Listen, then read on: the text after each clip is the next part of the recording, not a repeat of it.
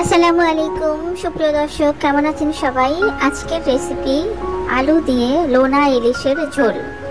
প্রথমে আমি লোনা ইলিশগুলো পরিষ্কার করে ধুয়ে নিয়েছি, টুকরো করে নিয়েছি এবং পেঁয়াজ বাটা, হলুদের গুঁড়ো, মরিচের গুঁড়ো, লবণ এবং তেল দিয়ে মশলা কষিয়ে নিলাম। এরপর মাছগুলো দিয়ে দিলাম। মাছগুলো আমি কষিয়ে নিচ্ছি। ঝোল শুকিয়ে গেছে। এখন মাছগুলো আমি উঠিয়ে নিলাম। এখন আমি কষানো ঝোলে টুকরো করা আলু কেটে রেখেছিলাম সেটা দিয়ে দিলাম। আলুগুলো যখন সিদ্ধ হয়ে যাবে, এই যে সিদ্ধ হয়ে গেছে, এখন আমি মাছগুলো দিয়ে দেব। যে মাছগুলো দিয়ে দিলাম। এখন আমি একটু পানি দিয়ে দিলাম এবং এটা আমি মিডিয়াম আঁচে রান্না করব। এখন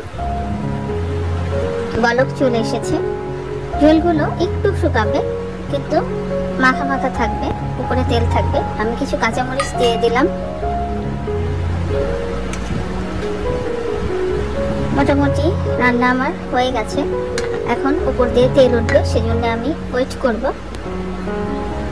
তো হয়ে গেল আমার খুব সহজেই মজার সাথে আলু দিয়ে লোনা ইলিশের ঝোল। তো আজ এই পর্যন্তই। আল্লাহ হাফেজ।